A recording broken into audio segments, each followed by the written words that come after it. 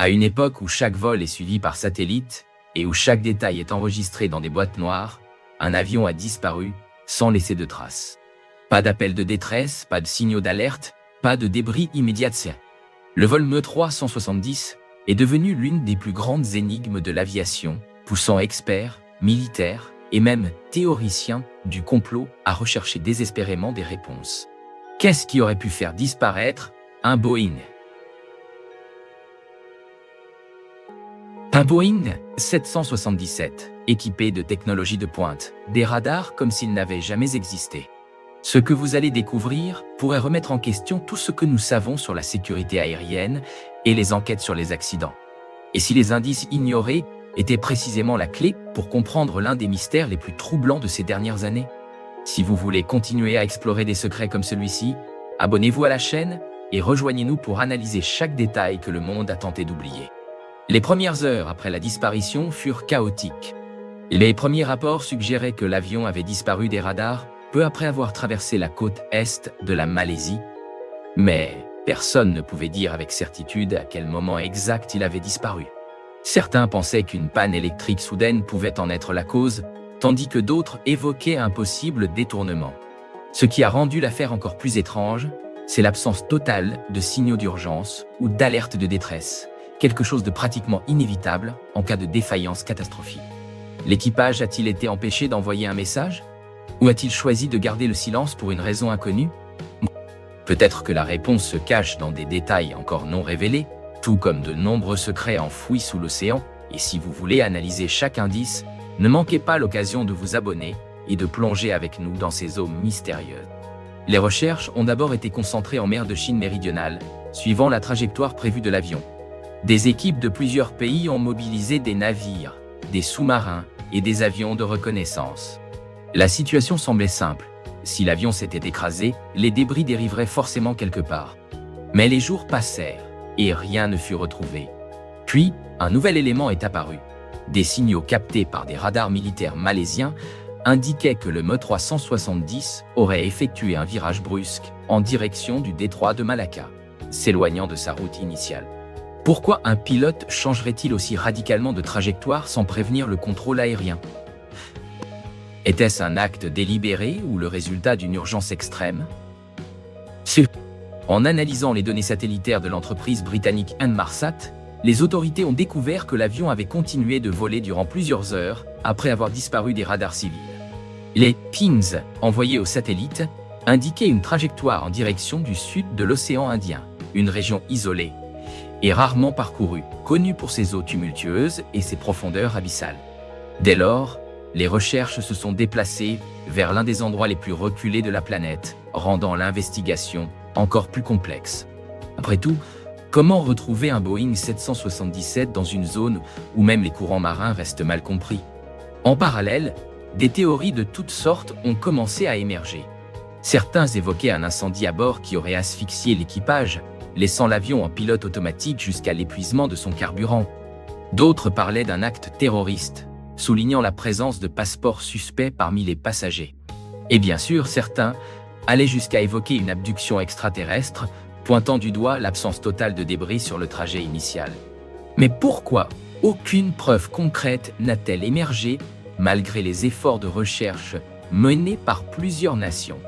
Le vol Me-370 aurait-il été effacé par une puissance cachée ? Ou bien, l'océan aurait-il simplement englouti une vérité que nous ne sommes pas censés découvrir ? Les familles des victimes ont exigé des réponses plus claires. Les compagnies d'assurance ne savaient pas comment traiter l'affaire, et les gouvernements asiatiques faisaient pression pour obtenir des explications. Avec le temps, des fragments de débris ont commencé à apparaître sur des plages lointaines, sur l'île de la Réunion, à Maurice et même à Madagascar. Des analyses ont confirmé que certains de ces morceaux appartenaient au Boeing 777 disparu, mais ils n'ont apporté aucun élément décisif pour comprendre ce qui s'était réellement passé. L'avion s'était-il totalement désintégré en touchant la mer, dispersant ses fragments sur des milliers de kilomètres, ou quelqu'un avait-il volontairement déplacé ces débris pour brouiller l'enquête ? Certains experts affirment que l'absence de traces de carburant flottant à la surface est une autre anomalie troublante.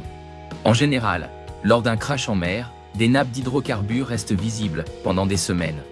Pourtant, dans le cas du ME370, aucune pollution marine significative n'a été détectée.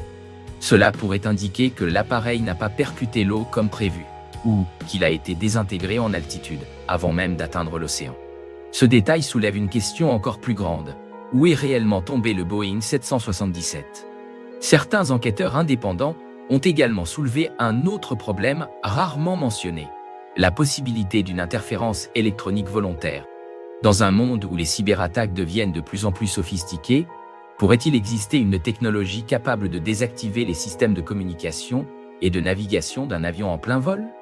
Des experts en sécurité aérienne ont évoqué la théorie d'un brouillage électronique ciblé, ce qui expliquerait pourquoi aucun appel de détresse n'a été émis et pourquoi l'appareil a pu changer de trajectoire sans aucun signal capté par les contrôleurs aériens. Un autre point troublant concerne les anomalies relevées dans les communications satellitaires. Certains signaux ont été détectés plusieurs heures après la disparition du vol, mais leur origine précise reste floue. Se pourrait-il que l'appareil ait été en vol bien plus longtemps qu'estimé ? Et si c'était le cas, où a-t-il réellement terminé son trajet ? L'absence totale de communication de la part de l'équipage reste l'un des aspects les plus troublants. Des pilotes expérimentés, comme le commandant Zahari Ahmad Shah, n'auraient jamais omis d'envoyer un signal de détresse, ou au minimum, un message d'alerte. Alors pourquoi n'y a-t-il eu aucune transmission d'urgence ? Ont-ils été inconscients ? Ont-ils été contraints au silence ? À ce stade, l'hypothèse d'un détournement intentionnel du vol a commencé à prendre de l'ampleur. Des données de simulateurs de vol trouvées chez le pilote indiquaient des trajets alternatifs sur l'océan Indien. Était-ce la preuve d'un projet suicidaire ou simplement des tests de routine ? Les enquêtes menées par la police malaisienne ont soulevé encore plus de questions. Les profils psychologiques de l'équipage ont été analysés et certains ont affirmé que Zahari traversait une période difficile. Mais rien ne prouvait qu'il aurait eu l'intention de commettre un tel acte. Par ailleurs, certains passagers suspects, voyageant avec de faux passeports, ont relancé une autre hypothèse, celle d'un détournement. Pourtant, aucun groupe terroriste n'a revendiqué l'affaire, et l'absence d'indices concrets a laissé cette piste dans le domaine des suppositions. Pendant ce temps, des entreprises technologiques ont proposé d'utiliser des satellites plus avancés pour suivre les avions en temps réel et éviter qu'un autre ME370 ne disparaisse. Mais la vérité, c'est que sans un équipement spécifique activé, la localisation exacte d'un avion peut encore être perdue dans l'immensité du ciel et de la mer. L'affaire ME370 a révélé une faille mondiale dans le suivi des vols transocéaniques. Cela pose une question inquiétante. Combien d'autres avions ont pu disparaître sans attirer l'attention médiatique ? Pour beaucoup, le ME370 est devenu une légende moderne, comparée au triangle des Bermudes ou au récit de disparition en mer. Pourtant, pour les familles des passagers, il ne s'agit pas d'une légende, c'est une tragédie. Pas de corps, pas de conclusion, rien qui puisse expliquer pourquoi leurs proches ne sont jamais revenus. Et sans localisation précise de l'impact et de véritables débris exploitables, la recherche reste quasiment impossible à achever. Avec le temps, les enquêtes officielles perdent de leur intensité et le public tourne son attention vers d'autres événements. Mais pour ceux qui ont perdu un proche à bord du ME370, chaque jour sans réponse est un rappel douloureux de leur deuil inachevé. Si vous voulez continuer à explorer des mystères comme celui-ci, abonnez-vous à la chaîne, car la prochaine énigme pourrait être encore plus déconcertante.